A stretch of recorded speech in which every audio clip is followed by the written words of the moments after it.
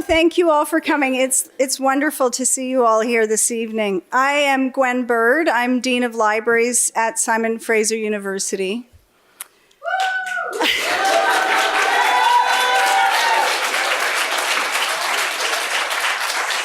Thank you, Tara. I want to begin by acknowledging that we are gathered on the unceded, traditional, and current territory of the Squamish, Tsleil-Waututh, and Musqueam First Nations. It is a privilege to live and work on such rich and beautiful territory. This is the second annual Dean's Lecture on Information and Society. It has been my distinct pleasure as Dean of Libraries at SFU to create this new lecture series. I wanted to create a forum for public discussion and engagement with the topic of information and society very broadly conceived. The events that make up the series can be scholarly, literary, or creative in format and content. The series was made possible through a generous gift from the Takor Charitable Foundation. In keeping with the values of the SFU Library and the Foundation, we seek out speakers whose work is involved in change toward a more just and peaceful world for all. Many members of the Takor family and friends are with us tonight, and I extend an especially warm welcome to all of you.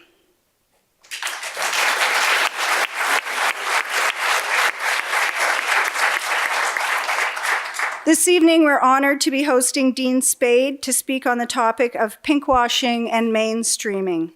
Dean Spade is an associate professor at Seattle University School of Law, where he teaches administrative law, poverty law, gender and law, policing and imprisonment, and law and social movements. In 2002, Dean founded the Sylvia Rivera Law Project, a nonprofit. I love the enthusiasm going on here.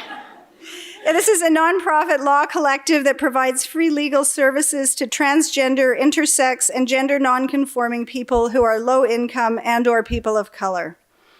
Dean's book, Normal Life, Administrative Violence, Critical Trans Politics, and the Limits of Law was published by Southend Press in 2011.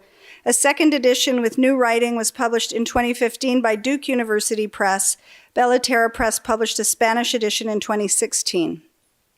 In 2015, Dean released a one-hour video documentary, Pinkwashing Exposed, Seattle Fights Back, which can be watched free online with English captions or subtitles in several languages. And now, please join me in welcoming Dean Spade.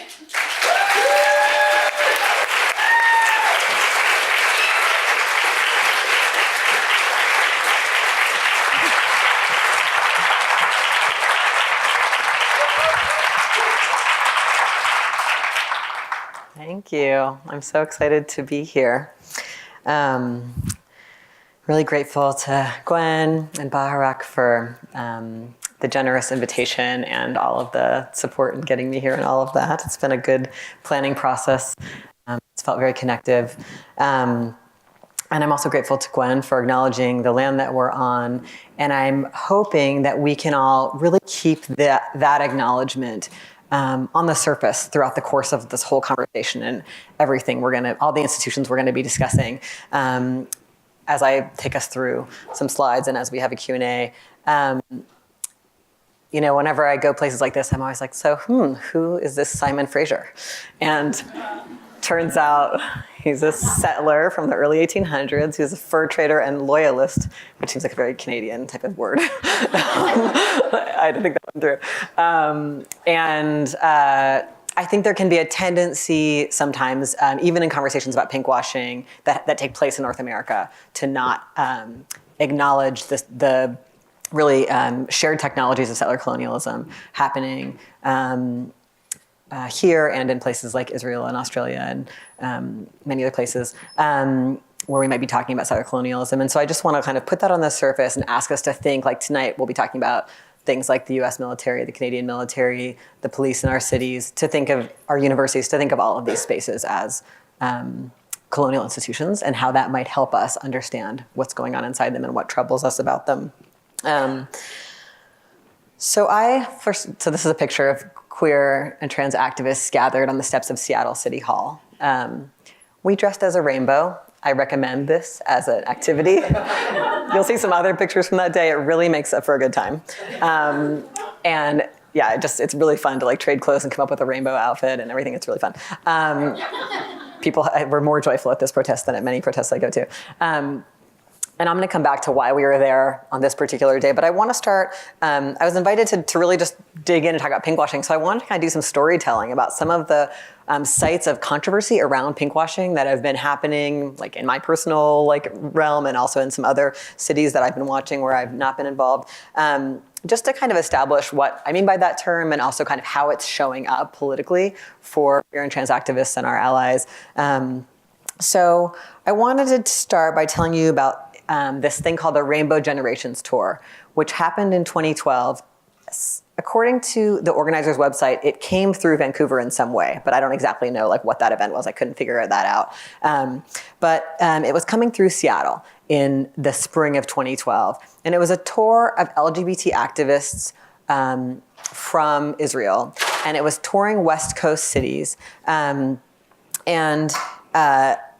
In Seattle, in the Seattle area, several nonprofits had arranged to like have an event with the tour. And the city of Seattle has an LGBT commission, which is like a volunteer commission. Like people from the LGBT community come to be on the commission and they can like advise the city government about things. There's also commissions from some other marginalized groups. And that commission was going to host an event with the Rainbow Generations Tour. And many of us who are in the Palestine Solidarity Movement, queer and trans people in Seattle, Palestinians in Seattle, Jews in Seattle, variety of people, when we found out about this, we were really concerned, right? We were concerned that what this really was, the events were sponsored by the Israeli consulate and were brought by a group called A Wider Bridge and another group called Stand With Us, which Stand With Us is kind of a pretty virulent right-wing Israel advocacy organization. And A Wider Bridge is an organization that says its purpose is to link LGBT people with Israel,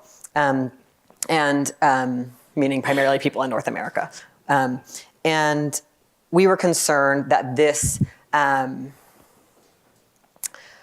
events were designed to tell a lie and to bring a propaganda about Israel through the frame of like LGBT equality. So what that is, we call that pinkwashing, right? The idea of like sort of washing away reality with this idea that something is gay friendly. I want to kind of introduce you to what are the kind of classic pinkwashing tropes. For some of you, this is review, but in case any of this is new to people, pinkwashing in the context of pinkwashing Israel generally has like a few main messages inside it. One, probably the most predominant one, is that I left my final quotation marks off. That's so painful. Forget this ever happened. Is the message that Israel is the only gay-friendly country in the Middle East. So there's a kind of story. This is one of the most common images that goes with this story is an image of like a Israeli soldier carrying a gay flag. But it's the idea that it's a really Orientalist story that says that Arab and Muslim countries and people are like backward and a separate, uncivilized people who are more homophobic. And this goes with also the message that they're more sexist than Westernized or white people, and that posits Israel as the West and the countries around it as backward and homophobic. This is a very common, kind of Islamophobic story that circulates heavily in the period of the War on Terror. So that's like a big message that makes people like, wow, let's go see a talk about gay rights in the Middle East. A lot of times these pinkwashing panels are called Gay Rights in the Middle East or something like that, and they're really going to be talking about how Israel's exceptional. Sometimes another message is that Israel is somehow a safe haven for queer and trans Palestinians. This is of course not true, but it's some kind of story that because Israel's the gay-friendly country, that somehow people from outside Israel get to come in and be gay there, which of course it's very, very, very, very hard if you are Palestinian to have freedom of movement in that region. Also that the Israeli military is the most moral army in the world. The idea that because gay people can serve in the military, trans people can serve in the military, that it's morally right on. They also have this whole vegan washing thing they do where they're like, the Israeli military, you can be vegan, you can have a vegan diet and have vegan boots and have like a non-wool hat or whatever. And it's the same story. It's this kind of idea of framing basically doing image control, right? These messages, I should have said this before, these messages come out of a larger project that Israel launched more than a decade ago called Brand Israel, publicly launched, that was come up with by a bunch of like ad execs from the US and Israel and elsewhere to try to improve Israel's brand as a country, because Israel is associated with like warfare and occupation, and they wanted to change Israel's brand and to brand it as an innovative, modern, diverse, technological country. And so branding it as gay friendly is part of that. So it's kind of an explicit propaganda strategy. Another big part of this is branding Israel as a gay tourism destination. So there's a lot of like funding, advertisement journalism in gay press, and having a lot of images of this kind of thing that you can find easily. These tropes are used by right-wing Israel advocacy organizations like the Anti-Defamation League, which is kind of, I don't actually have no idea how active ADL is in Canada. Is ADL very active in Canada?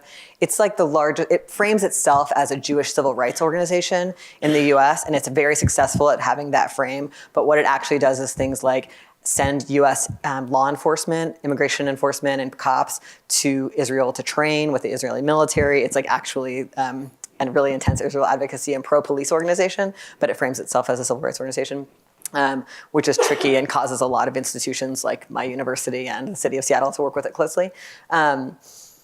Stand With Us, who I mentioned before, and A Wider Bridge. I want to mention A Wider Bridge specifically because they're the most kind of insidious pinkwashing organization in this bunch. A report was recently released, written by this brilliant trans activist and scholar, Stephanie Skora, called Pride with Prejudice, that looks specifically at A Wider Bridge's funding and exposes, by looking at A Wider Bridge's 8 largest funders, that they all fund settlements, that they fund other right-wing organizations, that they fund Republican candidates, that fundamentally it shows you what it is that A Wider Bridge is actually doing and is aligned with by showing what else its funders primarily fund. I think it's a really useful document. It also explains pinkwashing, and I'd recommend it. It's obviously free online.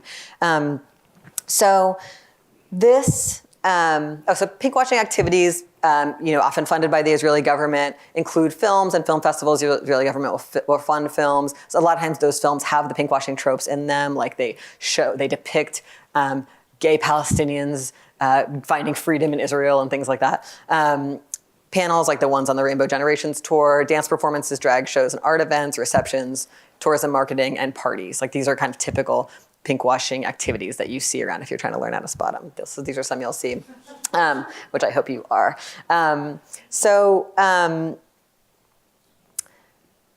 We wanted to respond and say, like, we don't want these events to happen, right? So we were writing to organizations we cared about that were hosting them to say, like, hey, do you know this is what this really is? Because people are just like, yeah, great, international speakers are coming, we don't have to pay them, this is wonderful, we'll have a great gay event for very little money. People, don't know that there's this context of propaganda, because most people I find who I encounter in Seattle and in the United States more generally just know very little about Israel and Palestine, or think that they can't know about it.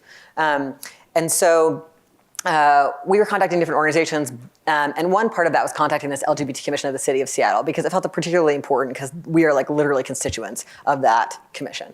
And so we found this all out pretty last minute, and it was the night before the commission's monthly meeting.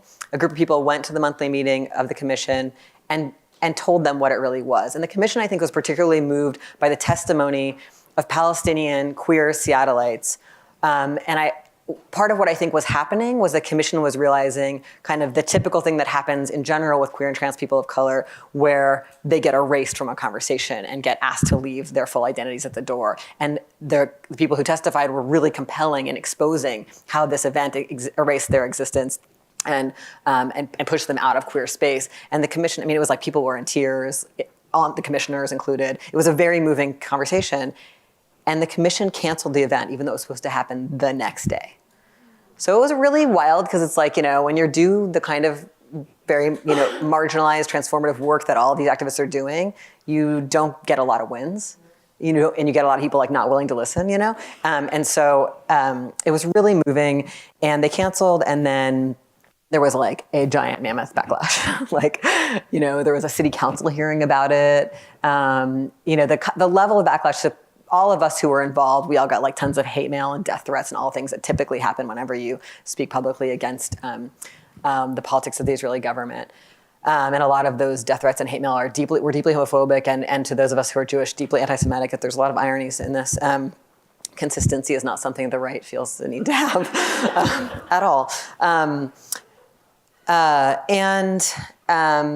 And then there was the same level of attack on the commissioners, who were just like kind of like well-meaning people who like joined a commission for their city, who are definitely usually not very like radical or doing things really out there because they joined the LGBT commission of the city. You know what I mean? Like it's kind of like a happy, fun. Not usually it wasn't doing very edgy stuff. Actually, since then, it's more people have joined it because they actually care about social justice issues. So it's been kind of fascinating to see some of its character shift because of this controversy.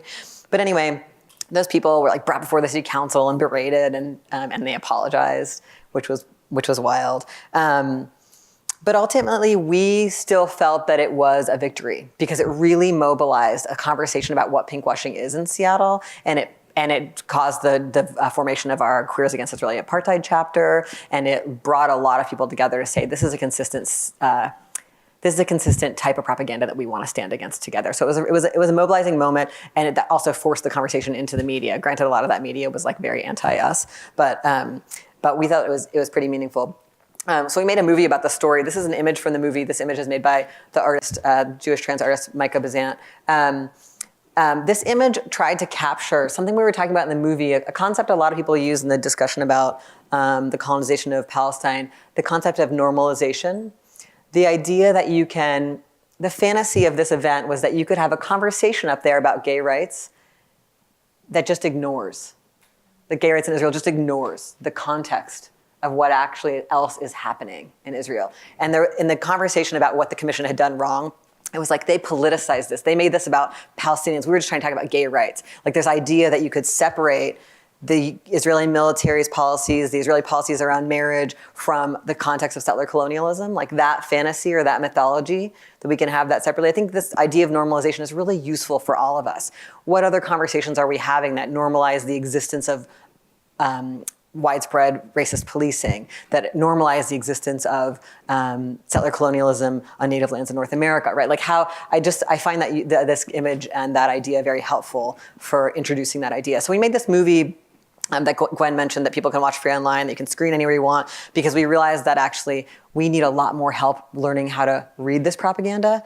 And we wanted to have a storytelling of like one set of activists' efforts, both to show what it was we were fighting against and also to show the backlash that we experienced and to show what it looks like when a group of people care about something and work on it, not because they're being paid to work on it, but just because they're fighting for justice and truth, right? And so it's fun. You should watch it if you want to. So after that, the fight continued. So one of the next things that our newly formed Quiet Chapter did was we had a protest at a movie called Invisible Men. This is the flyer we gave out. There's no need to be able to read the details, but we had a protest outside Invisible Men. Invisible Men is an Israeli-funded movie that portrays Palestinian gay men as getting freed by getting to be in Israel. So it's got a pinkwashing story. It was protested in many cities. We protested it this way. Then our gay mayor at the time, Mayor Murray, decided to go to Israel and be a keynote for a pinkwashing conference. And so then we protested in this rainbow outfit situation at City Hall. The pictures look good. I have to show you more than one.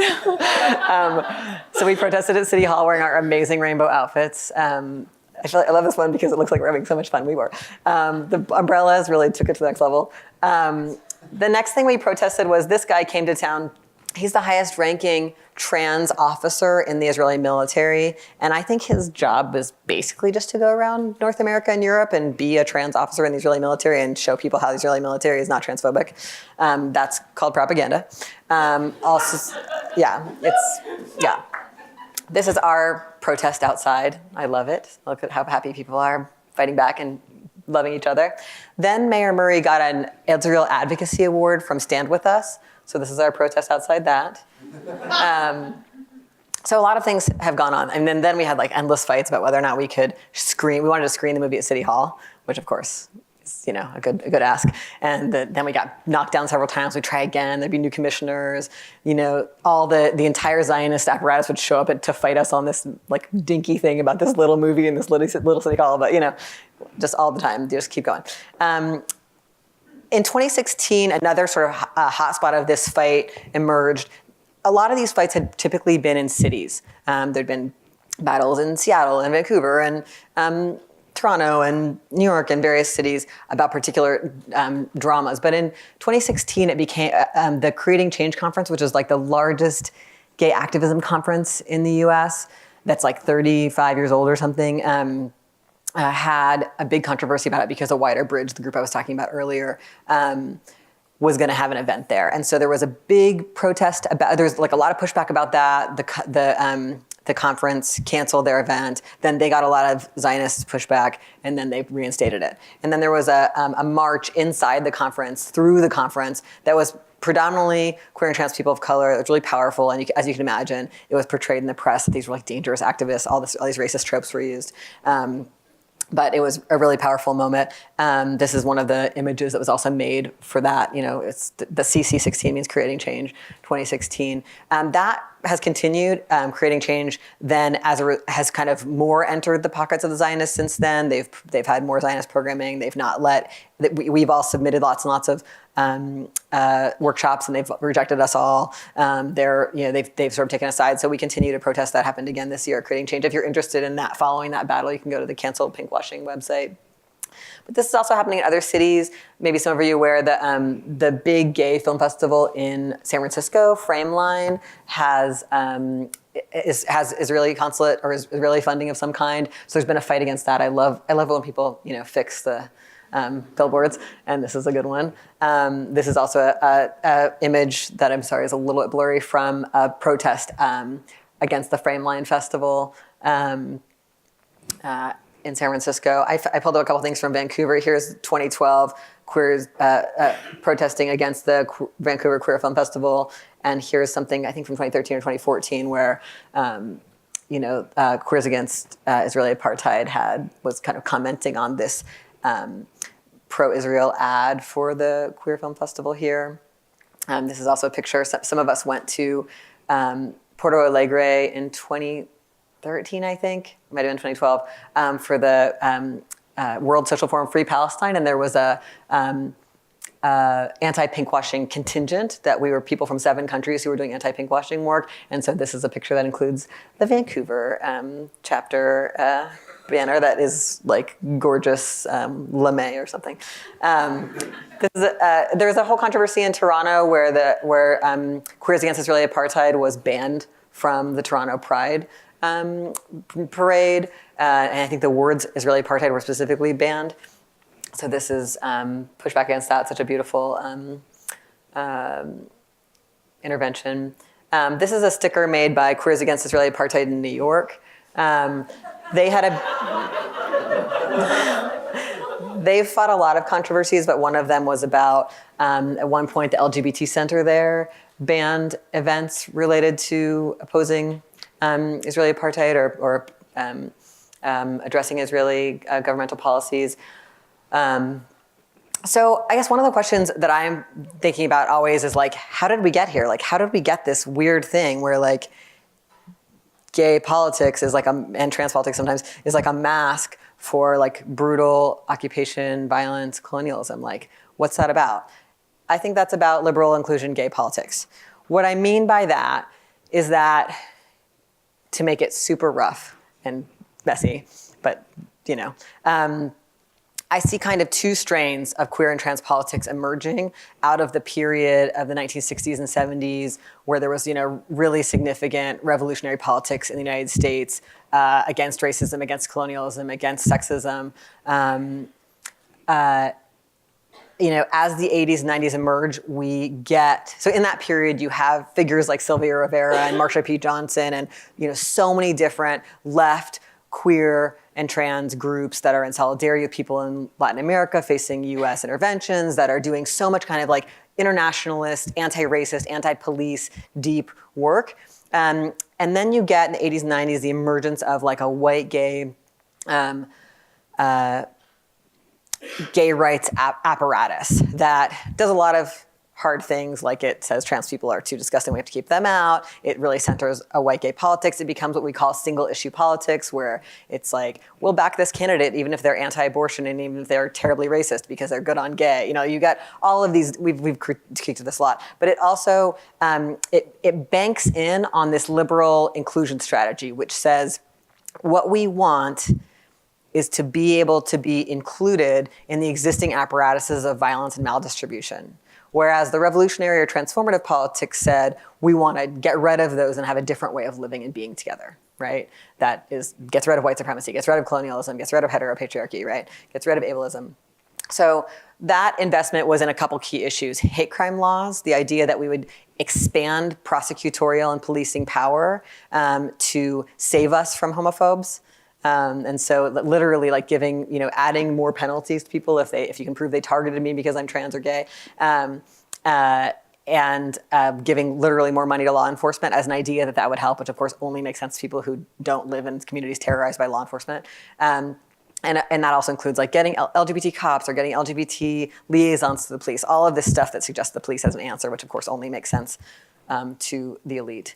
Marriage, right? The idea that, you have this whole long record in US law, and I'm sure there's something similar in Canadian law and activism, of anti-colonial critiques of the institution of marriage, anti-racist critiques of the institution of marriage, obviously feminist ones, anti-capitalist ones, all these ones that see marriage as a method of controlling people and controlling our lives and bodies and distributing things like access to immigration or healthcare, taxation, et cetera.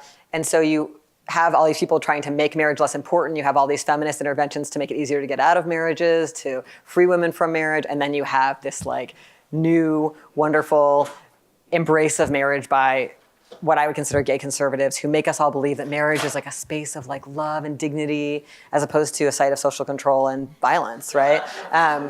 And that sort of recuperate this institution, right? Military service, similarly, right? The idea of making, this is super hot right now with trans stuff, right? Because Trump doesn't want trans people to serve in the military. So now it's like nonstop representations of proud trans soldiers who are, the military's been the best thing that ever happened to them because they can be out as trans and be in Afghanistan killing people. And the idea of having a left anti-military position about trans people in the military is like, irreconcilable, even in the U.S. left media.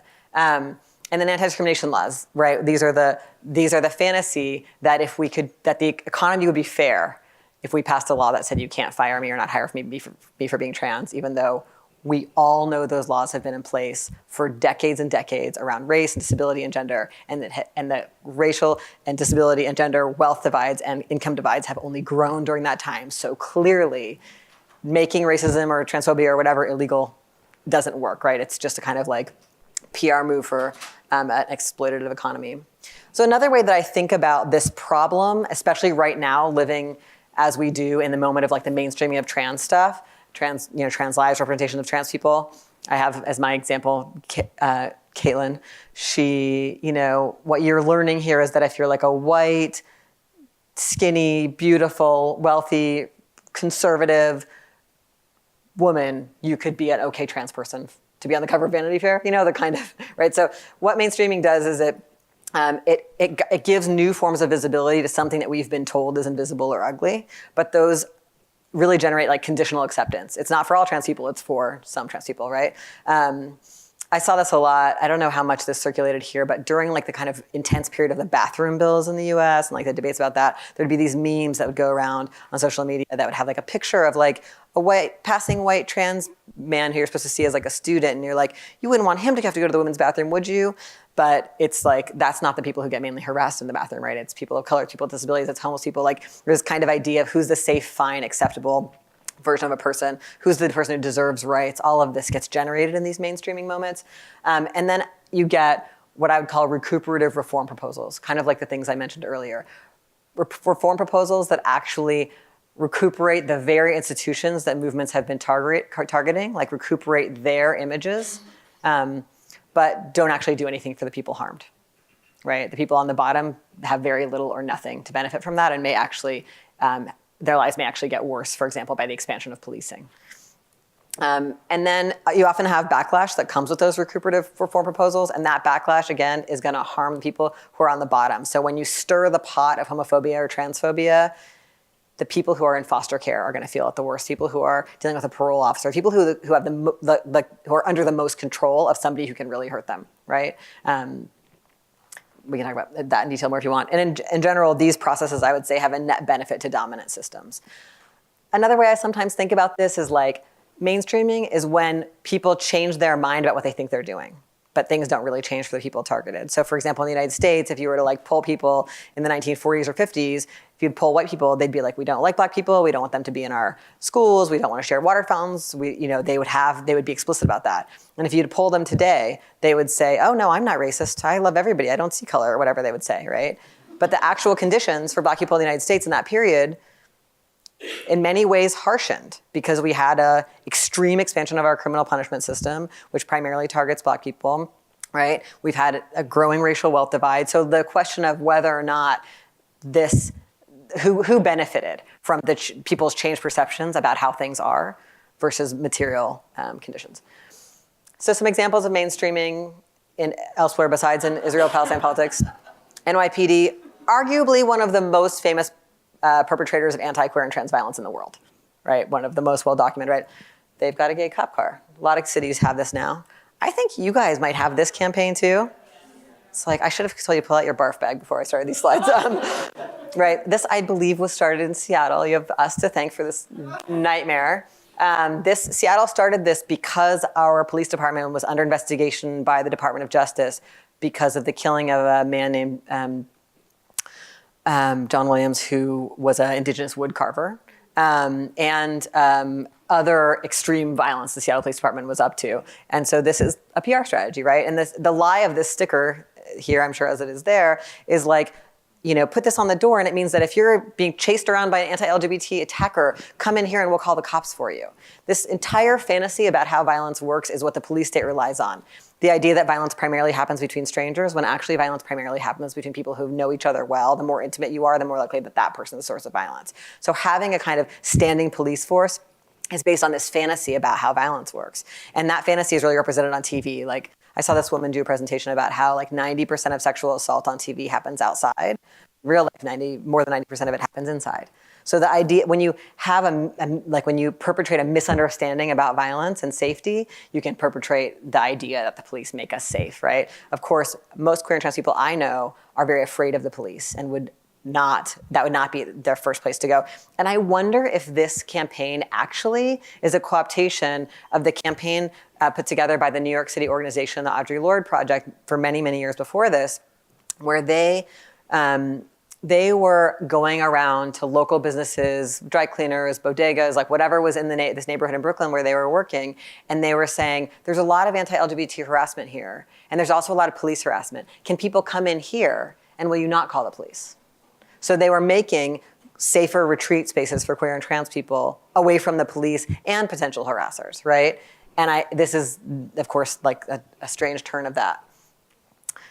This is from the period of the fight for gay and lesbian service in the U.S. military. This kind of image, I think, is doing a lot of work. It's this kind of emotional work that binds this like, oh my God, gay men kissing. I associate that with progressivism or something edgy or something liberating. And then the American flag and the camo. Like, it rebinds this. And my belief about pinkwashing is that it's actually aimed at straight people, right? Because it's like, I feel a little homophobic, but I don't want to, and I'm not supposed to, Or I find gay people like edgy or whatever, maybe disgusting, or maybe like, or maybe a symbol of freedom, some combo, which I think is the case a lot with marginalized groups. And then I'm like, I'm supposed to want gays in the military. I'm supposed to want gay people to get married. That's the way to not be homophobic. It's like, I really think that's mainly who it's aimed. I mean, obviously it recruits gay and lesbian, queer and trans people to participate. But I think that a lot of these images recruit straight people. It's like we've had, hundreds of years of US anti-military activism that has discredited and exposed the US military again and again in so many different ways. It creates a crisis of legitimacy, and this re-legitimates, right? It's like, oh no, it's a site of liberation. I don't know if you've seen this. This may not be happening here, but in the US, there's been a lot of coverage of how in the US, the war machine is now run by women. The head of the CIA is a woman, the head of Lockheed Martin is a woman, and all these other, top people in the defense industry are women. There's a kind of story, even in supposedly not as far right media outlets, that this means that the military is like feminist. It's the same story, you know what I mean? And like right around the time that they let gay people into the military, they also said women could finally serve in combat or whatever in the US. And this person made a comic that I think is trying to critique this. Right, it's like this is a ridiculous idea of what feminism is, right? It's like so outrageous. And just recently, this tweet crossed my screen, which, Trump is doing the same thing that was done by Obama and by everyone else, right? And I don't know if you guys remember when Hillary Clinton made her famous speech that gay rights are human rights. She was making a speech about how we should be able to bomb nations that we perceive to be homophobic, right? Like that was the justification. It was a pinkwashing speech for war. And now apparently Trump is trying to use the idea that Iran is homophobic to, right? And it's like, again, with the right not needing to be consistent. I think that one of the worst mistakes the left makes is that we are surprised by that and we stick our talking points around that, I was just teaching in my race and law class yesterday a book about how, while at the same time the US has never been doing any of the things it needs to do about climate change, and now we have a climate denier president, but even before that, when we still weren't doing the things and we were always still going more and more with the carbon, our whole homeland security industry and national security industry is focused on preparing for climate crisis and how to create a fortress against climate refugees. Like that contradiction where we utterly believe in climate crisis and where we utterly don't, can coexist in the same policy realms, with the same elites, right? So to me, I think we really need a lot of discernment right now in this period. A lot of institutions are having legitimacy crises because of our bold social movements work in this time, right? So like clearly, US policing has been having a major legitimacy crisis because of the Black Lives Matter movement, right? And the many, many decades of work before that helped build that. And some of my favorite theorists, Ruth and Craig Gilmore, they wrote an article in a really great book called Policing the Planet, where they're like, yeah, usually actually, historically, when there's been crises of legitimacy for police in the US, it's led actually to the expansion of policing. It's led to, like in the US after the crisis in the 1960s and 70s that was provoked by the Black Panther Party and the Young Lords and so many different anti-racist, anti-colonial movements calling out the police, and more and more people seeing police violence and seeing the police as racist, the police just did a lot of new PR moves, like they expanded police to have police be homeless outreach workers and to have police go into every classroom in the United States and do a drug abuse education program there called DARE that like was just about having like officer friendly in your classroom. So the idea that just because we provoke a crisis we'll get a reduction or elimination is something we have to really question, right? And requires a lot of discernment from us to know how are the reforms that are proposed after the crisis emerges, how are they actually acting, right? So in the wake of the uprising in Ferguson after Mike Brown's death, Obama was like, let's have body cams on all the cops, right? Great for the less than lethal weapons industry. All the footage is used against defendants. It's not used against cops. I mean, it's just like this, the reforms they come up with build the thing itself. Right, again and again and again, and do not provide material relief. So that's the kind of question that we need to be asking and discerning with any of these pieces is, or you have this, San Diego Police Department celebrating that they have a trans cop, right? Whatever it is. And I think that also these are moments, the goal of those kinds of reforms is to demobilize us, to tell us your problems has been solved. You live in a city that loves gay people. You live in a city that loves people of color, that loves Muslims. Like that's what they need us to believe. Your city's jails are kind, like whatever that story is. And that is, so important for us to deeply resist. A couple of examples of that discernment that I like. So this is an alternative sticker that activists made after the one in Seattle, which I really appreciate. This is an example. There's been a lot of protests in the last several years and lots of prides around the US blocking the police contingent or surrounding it. This goes back a long time, but there's been kind of a new mobilization of that in recent years. This is a poster celebrating a Black trans leader in San Francisco who pushed back against the police being part of Pride. This is a poster. I'm part of a campaign that I hope you'll all feel free to dig into. Our website is queertranswarband.com. And we made this poster, which I brought copies of, which anybody's welcome to. I also brought stickers and matchbooks and things that I just, stuff because I was coming from such a close time. I could give you my activist goodies. Please come get them. A poster we made, trying to push back against the current narrative about trans service in the U.S. military. This was also made by Micah Bazant. So one way I think about this is that what pinkwashing and mainstreaming are is they're like anti-solidarity politics. They're the opposite of solidarity, right?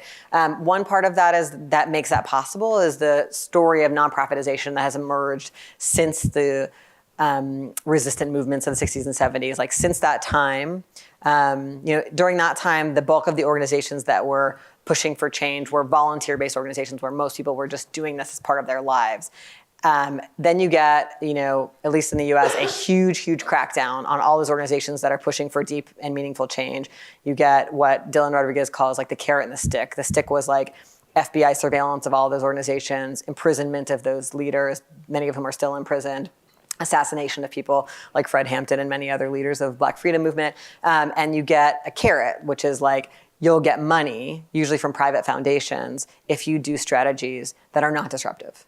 So if you do strategies that are like not actually going to change anything, but that are going to recuperate our institutions. So there's a lot of money in that. And part of that is doing single issue work that's disconnected from effects in other issues, right? That's like it's the opposite of movement work. It's just issue work. We do homelessness, but we don't think about race, or we do LGBT, but we don't think about poor people or whatever. Another part of this, what is funded is charity frameworks. So any work that actually blames people experiencing harm for their harm and offers them conditional support. So if you take this pill or don't take the other pill, then you can maybe get on a pathway to housing and, all this kind of like, you can be at the domestic violence shelter, but not if you do this or that or this or that, right? Like the kind of a framework that refuses to get to the root causes of why people are poor or endangered and instead focuses on like seeing the people as the problem, a kind of often replicated in conservative forms of social work that is typical inside of the nonprofit framework. You also get inside those spaces this idea. This is a very popular idea. Like at my law school, this phrase is used like unironically, like nonstop. We also love the idea that being a prosecutor is a social justice job. That's very promoted in my law school. It's like we actually have a student group called Future Prosecutors for Social Justice. And if you were to come to my school and just go to all the programming there for a year, you would come to believe that prosecutors primarily exist to save women and queer and trans people. As opposed to, then why is the King County Jail full of homeless people on misdemeanors? That's my question, right? But the idea inside this like social justice nonprofit corporate world, it's all about individual leadership. It's about elite people with elite degrees who are going to come up with the answers to poverty. It's not about building mass movements. It's not about building power. And so, of course, it's ineffective at actually making deep change. There's also inside this, I think this is really intense right now, a deep reductive politics of representation. So we're just gonna like get a Black person to say it. We're gonna get a gay person to say it. We're just gonna get one of them, right? I think this is watching, I don't know how visible this is in your media, but watching the reception around the first Black gay woman mayor to be elected in Chicago this week, and the like very intense opposition to her from I think of Chicago as one of the hot spots of activism around police violence. It's one of the spaces that I watch most closely. Really brilliant work is going on there against police violence and against police expansion. And to have them find a way to elect a Black gay woman prosecutor to mayor, it's not surprising that they will find more people to do this representation game with. A lot of this to me fundamentally is about erasure of antagonisms. It's about being like, in a world in which we pretend that there isn't a fundamental antagonism between police and people of color, or between rich people and poor people, or between settlers and indigenous people, like that, we say, we just need the right dialogue, we just need to shake hands, we just need somebody who's got the right vision, like this kind of, we just need to tweak it a little bit, that is idea. And then the other part of it is that nonprofits are really paid to declare victories that are false. We're paid to be like, we won, we got this minimal reform that doesn't do anything, right? And this, I think you can even see this in the migrant justice movement in the US, where people are encouraged to fight for reforms that won't actually remove migrants from the teeth of ICE, the immigration enforcement there. It's instead to just like pass like a symbolic thing that says we're a sanctuary city, but what does it mean? Like, what are you gonna stop doing? Do you still have a deal between your jail and ICE, right? Like these questions, I think there's a lot of really brilliant people working on trying to like make the rubber meet the road, but the fact that everyone wants to be, that politicians want to be seen, they want to borrow this progressivism by saying they like these hated communities and doing something for them that is in no way a threat to the status quo. And then the victories are declared by the nonprofits, and then more funding goes for that same strategy that doesn't work. And I think all of this leads to loss of discernment about propaganda, which is something I care about a lot and I'm worried about a lot, especially because I think trans people increasingly are part of that propaganda story in a way that we didn't used to be. So a lot of that is about trying to de-silo these issues. And I just want to give you a couple examples of some de-siloing that I have been interested in.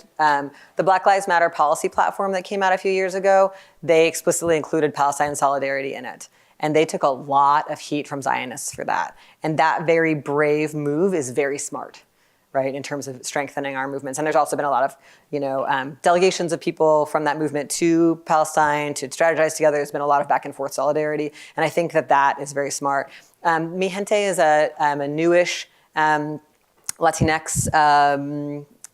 formation around the United States. And when they launched with a pro-Black agenda. They explicitly launched that way. And that is so meaningful because in the US, conversations about migration and immigration enforcement are often really separated from other kinds of imprisonment, even though it's all imprisonment. It's just a system that tells you it's separate. This one's civil, this one's criminal, right? And so a danger that has existed a lot has been that people in the immigrant rights framework have been like, but we're not criminals, or but we're in a civil system, it shouldn't be like that. That kind of suggests that people in the criminal system deserve what they're getting, or that they're getting some kind of rights that people in the civil system aren't, which of course they're not. And so trying to merge that divide and stop that division of power has been really powerful. Of course, it's like the same companies building the prisons, it's the same politicians, it's the same, so that Mi Gente is very, very smart. And they also released more recently a really amazing policy platform, I think that's called Free Our Futures, that you can get online. It's so smart because it's like very specific things, policies to fight for right now, even under the nightmare of Trump, but it's abolitionist. It has a vision of a border abolitionist and prison abolitionist world, and it's so pragmatic. And one of the things they do, so in recent U.S. history, there's been so much news about detaining migrant children at the border, right? And these baby jails. This has generated a lot of sympathy that's not usually been generated for migrants. And there's pluses and minuses to that because, of course, it is really horrible what's happening, but it also, a lot of people have experienced an erasure of the long, long histories and contemporary realities of family separation for lots of populations, right? The fact that in our child welfare system in the US, Black and Indigenous families are targeted and family separation is a norm. It was a norm under slavery. It's a norm for families where parents or children have disabilities. There's so many ways that family separation is kind of central, actually, to US genocidal policies against many, many communities. And so the Mi Gente policy platform has in it, like, you're going along reading the policies, and then there's like a timeline about family separation against all kinds of communities. Like, in every way, Mi Gente is modeling what it means to say we're in it together and to ask all of their constituents to think together about lots and lots of people and lots of historical and contemporary ties between our struggles, instead of exceptionalizing our struggles in ways that actually lead to that single issue politics and that siloing of our issues. I'm part of this campaign called the Deadly Exchange Campaign that's, it's national in the US, but it's also happening in different cities. And it's a campaign to stop US law enforcement from training in Israel and from doing these exchanges with Israeli military and Israeli law enforcement. And so, in Durham, North Carolina, they won a policy to say that their cops won't go train with any foreign governments. Most recently, there was a victory where people in the campaign found out about an upcoming trip that was happening, and they were able to get the city of Northampton and the Vermont State Police to pull out of the trip once they really understood the opposition. And in many, many cities, including Seattle, we have a campaign to move towards our city saying that we won't send our cops. And that campaign is really deep because it asks people to understand the international links to our domestic politics. It says, if you care about police violence in Seattle, you should care about military violence and colonialism in Palestine, and you should see these as two colonial powers working together to oppress and harm people of color, colonized people in both settings. And that's a big shift from our little siloed, oh, I do police stuff, I don't do Palestine stuff. What's that? Where's that? That's a huge shift. And to do that in an abolitionist way is really meaningful. And in general, I would say that this de-siloing and solidarity politics to me is most visible for me. Maybe it's just because it's the trajectory of my own learning and activism in all forms of abolitionist politics, border and prison abolitionist, and a politics of abolishing like medical and psychiatric imprisonment. That abolitionist politics asks a different set of questions of us, right? It asks us, does the thing we're about to do or the thing we're being offered as a concession expand a system that we're actually trying to get rid of? Does it legitimize a system we're trying to get rid of? Does it get anybody anything? Does it have any material benefit to people who are harmed? Like, does anyone get housing out of this? Does anyone get out of prison out of this? Or is it just like slapping an anti-discrimination thing on the horrible thing, or like wrapping a rainbow flag around it, right? It asks these kind of pressing questions about building power and about resolving or like alleviating actual material harm. And what pinkwashing and mainstreaming do is they have us distracted by this sparkle camouflage of inclusion, and we totally forget the actual material conditions that are affecting people in our communities and who's affected most. So we're like, oh my God, look, that wonderful white gay couple can get married. Who gives a shit about the queer and trans people who are in the jail and the prison and the immigration detention center in my town, for whom that does nothing? We lose that. So this, I think, abolitionist politics does that. I'm gonna say just a couple more things. I wanna go to Q&A, but I believe Seattle, and I wonder if Vancouver is similar, is the front lines of fake progressivism. For the last 7 years, we've been fighting this battle against the King County building a new youth jail. They have done so many smart things. They declared that the youth jail would now be run by the public health department, so therefore it's healthy. They constantly talk about how they're involved in all these diversion programs, and they actually passed, both King County and the city of Seattle passed resolutions saying that they are for zero youth detention, while they literally build a $230 million youth jail. Like, the minute we say it, they're like, us too, absolutely, we started that. Well, you know what I mean? Like, just no connection to material reality. Their jail is gonna be trauma-informed. Their jail is gonna be gender responsive. And these same politicians are all like super anti-Trump. Like, their brand is, we're not that guy. This is right after Trump was elected, they had this big press conference where they declared Washington a hate-free state. And that's King County Executive Dow Constantine. He's the boss of the jail making. That's our old mayor, Ed Murray, who I mentioned, had gone to Israel and had his fun. These are our signs, cancel jail. Basically, these people would hide their schedules from us. We would do public records requests to try to get their schedules so we could show up at their events. They would hide everything. This one we knew was happening, so we finally got to go and yell at them, which was hard because there was a lot of well-meaning liberals there who were so proud of themselves for going to this event, because these guys got up and they were like, we love transgender people and Muslims. Like, that was literally their talking point.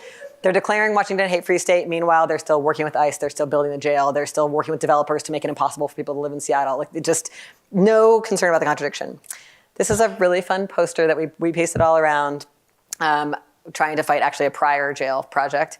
Just wanted to give you it as an example, just to show what the fight looks like. This is one of our events. That's our former mayoral candidate, Nikita Oliver, talking about saying no to the youth jail. This is a more recent event. You can see the youth jail is under construction in this picture. And we had these big signs that said, this could be housing. I just wanted to give you all a little picture of that, because this fake progressivism stuff, it's the way. And I think if you look at all the 2020 Democratic political candidates in the US, you can see it. And if you look at, I think, so many local contexts, you can see this strategy. And I feel very worried that it works on people a lot. And I wonder how we can together cultivate greater discernment about tactics and strategies that are using this. So let's have a Q&A.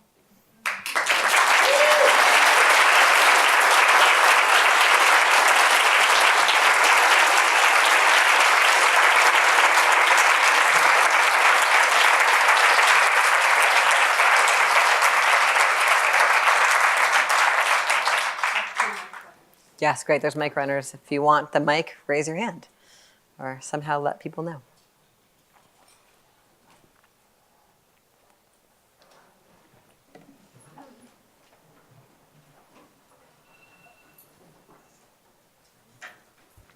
Hi. Hi. I just wanted to first thank you very much. But I also am, I know a lot of organizing happens through social media. And well, like a lot of the subject of your talk tonight, social media is a really problematic, moneyed, liberal, faux progressive system that people are organizing through to try to resist it itself. And I'm just wondering if you have any insight on either success stories or strategies that are working to link groups and create coalitions through problematic and toxic, but also empowering tools like Twitter, Facebook, etc.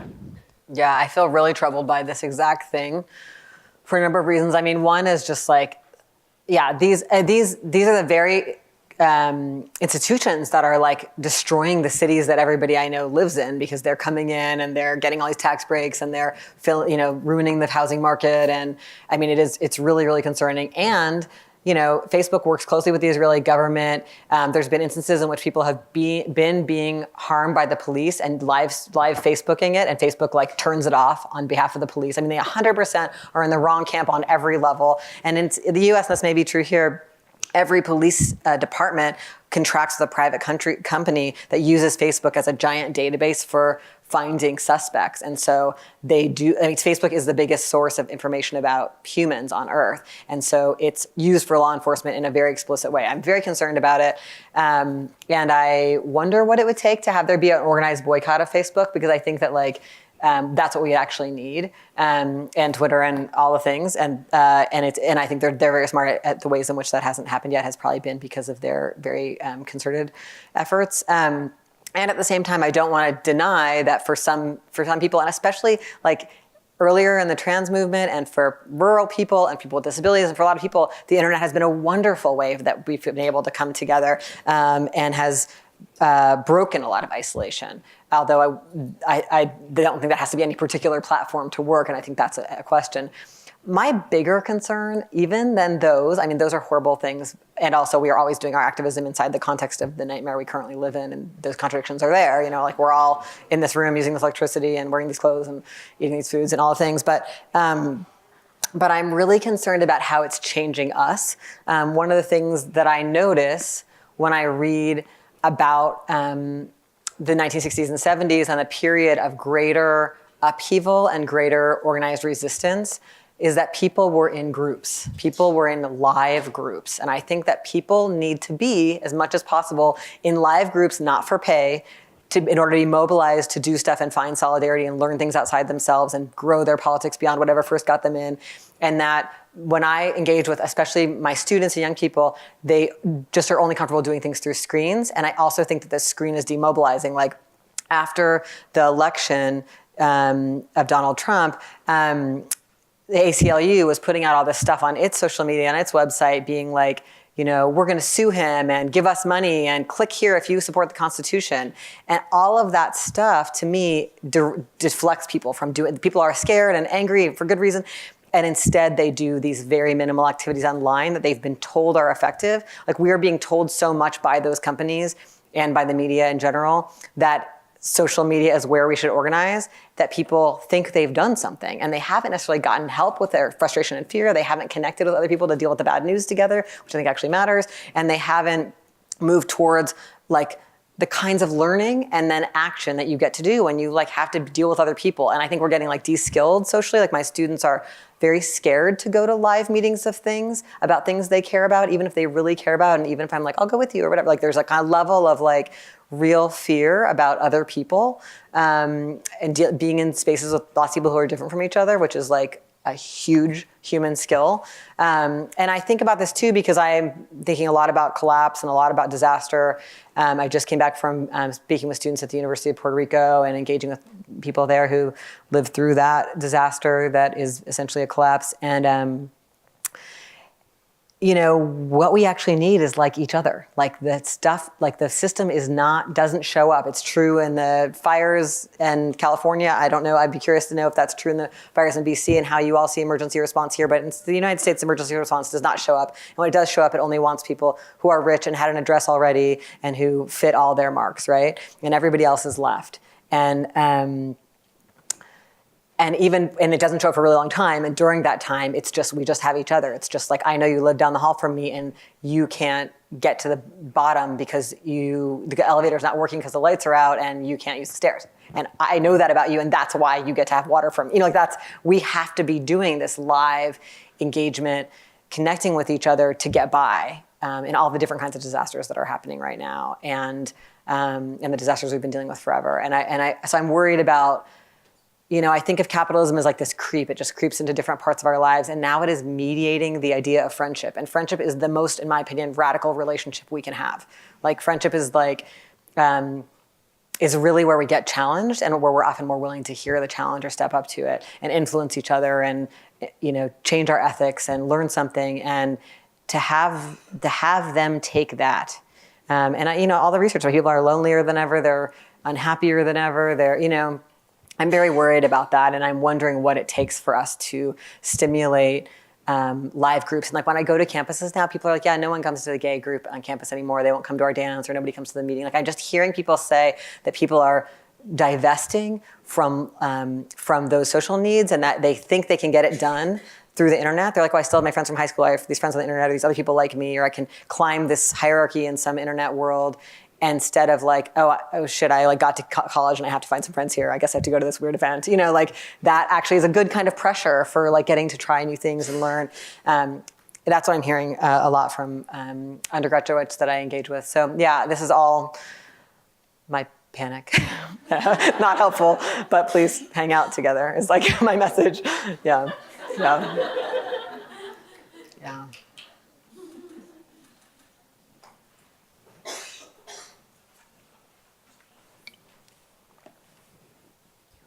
Thank you so much. I'm a longtime fan. I'm a cisgender, white, queer person, settler on this land, and I'm thinking so much about the seduction of comfort that comes along with the material, social, political benefits of what it is to be complicit with the violence of these institutions. I'm thinking about a piece of yours that I read right after you moved to Seattle, where you talked extremely honestly and explicitly about the material financial choices you were making around what it meant to suddenly be a professor and how you were redistributing your wealth. And I'm curious what advice you would offer, I think especially to the queer and trans folks in the room. How can we push back against the seduction of comfort, and what are kind of practical things that you do in your life, or that you would invite us to think about in our lives, beyond just kind of signing on for the resistance? Yeah. It's so interesting that you bring that up, because right around that time I met my friend Roan, who made one of these images. I met Roan. We were at the U.S. Social Forum in Atlanta. Roan made this. And Roan had just made a zine about growing up rich and owning class and trying to think about that and think about what the proper redistribution of wealth was that he had access to and all that stuff. And I had for a long time been writing about growing up on welfare and dealing with the class stuff of class change in my life and going to places like universities and whatever. And so Ronan and I ultimately did this project called Enough about that we're still working on a book about, with people writing about kind of how they do stuff. And part of the idea of that was that because it's so taboo and people are so stressed out, rich people feel guilty, and then people who are poor, who were poor, feel like there's all this shame and guilt for everybody in capitalism. Everyone feels like they're doing it wrong. We don't talk about it. So we're not hey, do you have a retirement plan, or is that hoarding wealth? What do you think? Or how do you decide what you're going to do with this, with the housing market and how you're going to engage in it and what's ethical? People sometimes just don't have those conversations. And I thought about it a lot, like in terms of environmentalism.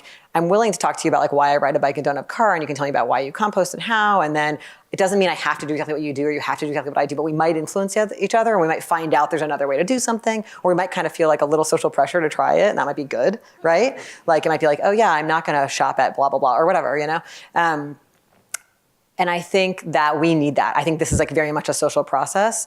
You need to be able to get inspired by somebody else trying something that you're that's more in line with my integrity, because it's very hard to be in line with our integrity while living inside these systems. And it's not, shame is not like a useful response to that, even though we're all coping with that, or numbing, shame or numbing, those are our options. The other option is engagement, right? And I think people, if you look at, for me, when I look at movements, 60s, 70s, 80s, feminist movements, anti-racist movements, people were doing a lot of social experimentation with their political resistance. Like, that's what makes it live in you. Right now, what I see with young people is they're encouraged to be like, have a pet cause that you like click on things about, or go to something once a year, but not actually have it relate to your life at all, right? And that's an alienation, that's a numbness, that's a violence, I think, to force us to live without any integrity or not even aspire to it. So I think that's the main thing. I want to tell you all something that is really with me right now. I don't know if people have followed the work of this guy, Jem Bendell. He published this paper last year called Deep Adaptation.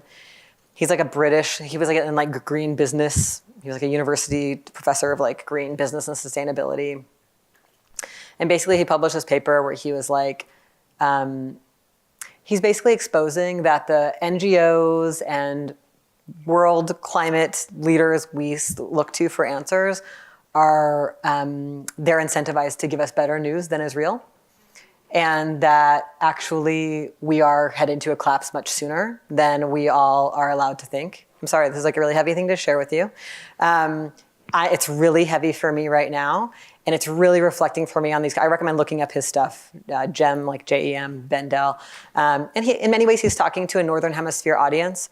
But I actually think that's useful for a lot of us because it's actually privilege that makes a lot of us think we're safer from climate crisis than people in the global South. And that's not untrue in some ways, but he's like, guess what? So it's a really powerful thing, but for me, it's a deep reflection. Like, where am I invested in the pretense that these institutions are continuing? Because that's just like a waste of my time. If I'm gonna live for 10 years more or 20 years more, which I think is probably the case before collapse happens in some way that changes my future, what do I want to have done with that time? I almost feel like I've gotten like a prognosis, and I feel like it's really helpful. I'm like, why am I doing this? Why am I coming to see you guys? I actually love sharing ideas. I hope they're useful. I hope they lead us to connect and do things and cause problems and know each other. And I am kind of like balls to the walls. I'm like, I'll just share whatever I think is cool because there's no status thing for me. Like it's a discernment practice for me to just be like, it's a reason to be more ourselves, to take bigger risks, to be more connective, to ask ourselves why which parts of our work are what we're doing. Like, I feel clear about why I do work directly with people in prisons. When disasters of various kinds happen, people get left in prisons. The more we know who's in prisons, the more people in prisons get to organize, the more we get to organize to get people out of prisons, that might help matter. So that's like work I care about doing. And then some like university committees I'm on, I'm like, why am I doing this? Like, do I believe this gets us where we're going? You know what I mean? Like, we all have those decisions to make. So this is the, for me, I mean, obviously this is like devastating, and I think there's a lot of work for us all to do. I'm actually going to a workshop on Saturday called Environmental Grief to hopefully get some help. But I think there's a possibility, and maybe it's not true, but we're all like, contemplating impermanence is useful for our discernment, I think. And I think it helps me when thinking about my relationship to capitalist structures. Yeah.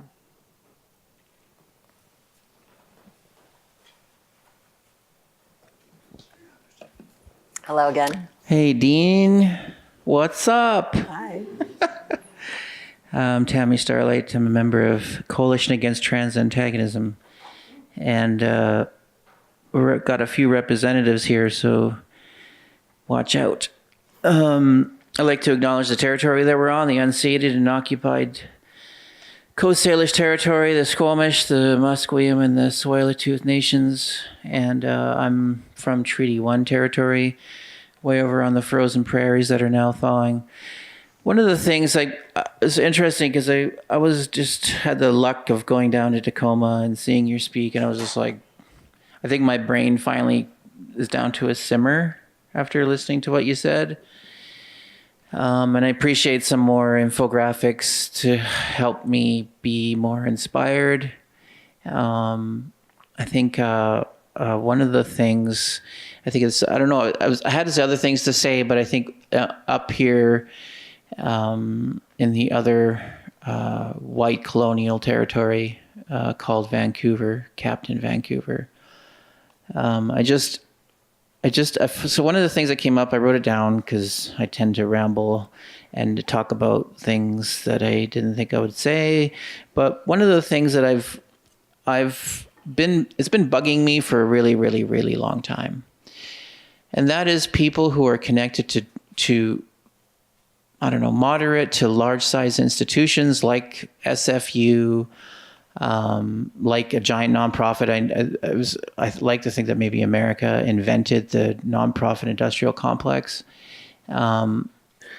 I consistently do not see people who claim some sort of radical status who are involved in these institutions talk about how bad they are and how complicit they are in their involvement in these institutions.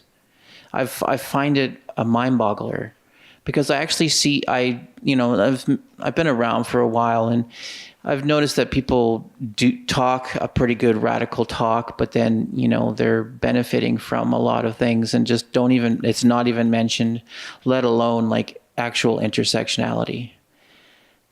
Speaking of which, nice to see some ASL here tonight. But one of the things that I want to, just more of a statement than a question. And I think that it's also inspired me just to say that by how I see you operate within academic institutions. Yeah. And I think that maybe one of the things that first came to my mind when I thought about asking you a question was how the sort of like performative activism, or like, I clicked on 360.org or 350.org and I said, here's $10, job done, the revolution has happened. And that's my sarcasm, because I think that sadly a lot of people actually believe that stuff. And I really appreciate the comment about Facebook and Twitter. And I recently had a conversation with somebody and I said, relying on institutions that are not in our own best interest is what we continue to do over and over and over. And I think that it's really important to, I know that in Europe, there's a lot of decentralized, non-spying, user-friendly online platforms that we could possibly engage in better. I know Tor and things like that would be ways to get away from Google spying on us and Facebook and Twitter and all the rest of these bad actors. And I'm being really nice by calling them bad actors. But I think that what kind of organizing is effective that is not a total fucking sellout? And I think that's really my main question, because there's, like you mentioned about how people, I'm a member of the NDP, or I'm running for council, or I'm running for this institution, or what have you. And, the sort of help trying to transform the systems instead of actually trying to get rid of them, maybe that's my question. Thank you. Yeah. And I know I should wrap up, so I'll just say something briefly to answer. Thank you for all those thoughts. One thing I think is really more and more apparent to me over time is how nonprofits are companies. That's the model. If you use the exact same model, and obviously there's, like SRLP, we operate as a collective, we've tried to shift that. People are doing innovative things inside it, but for the most part, nonprofits operate just like businesses. They're made that way. It's like you have to have somebody with a degree to lead it. You have to have this kind of and so when you work there, you can't critique it. Right? The complicity is actually required as part of the job.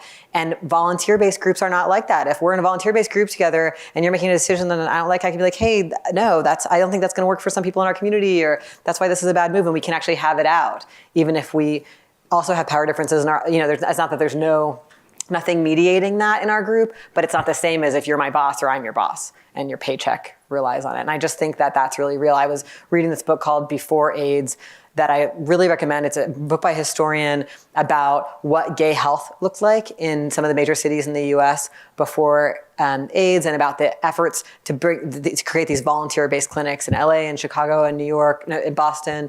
And They were all volunteer based, and they were doing like basically like STD testing because people weren't getting tested because there was a non-homophobic place to do that. People were getting really, really sick and whatever. And then each of these clinics slowly turned into a nonprofit that was licensed and, you know, kicked out women and kicked out people of color and kicked out trans people and became legit. And the stories, just watching it through each story about the institutional pressures.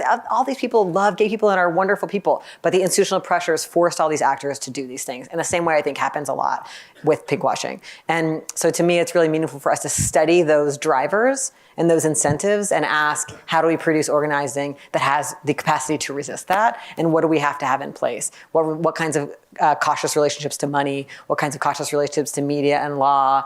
What kinds of plans about how we communicate with each other inside the space? All of that. And I think that's like a lot of what I study and try to practice in the groups I'm in is like, how do we build that? And I don't think any of us have like figured it out, but partly it actually helps to look at historical examples where people built power or contemporary ones in different parts of the world and say, why is that movement generating more or removing more people?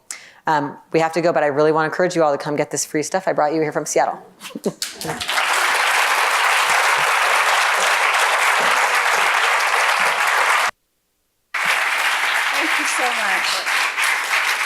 I just wanted to conclude by saying thank you so much to Dean. That was a wonderful, very generous, very thought-provoking talk that drew so many connections between the local, the international, that I know will be resonating for me for a long time to come. I loved you talking about living with our integrity and your answers to some of the questions about specifically how we can do that. I loved what you said about friendship. And it particularly struck me in answer to one of the questions that you said you love sharing ideas. And Dean, that really came through. So thank you so much for what you did for us tonight.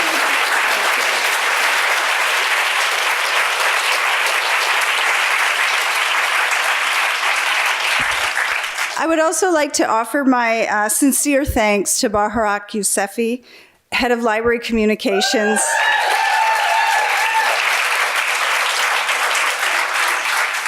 She pulled this event together in all details, large and small. Thank you so much, Baharak. And to the many library staff and volunteers who helped with logistics and arrangements. And thank you to all of you for being a wonderful audience.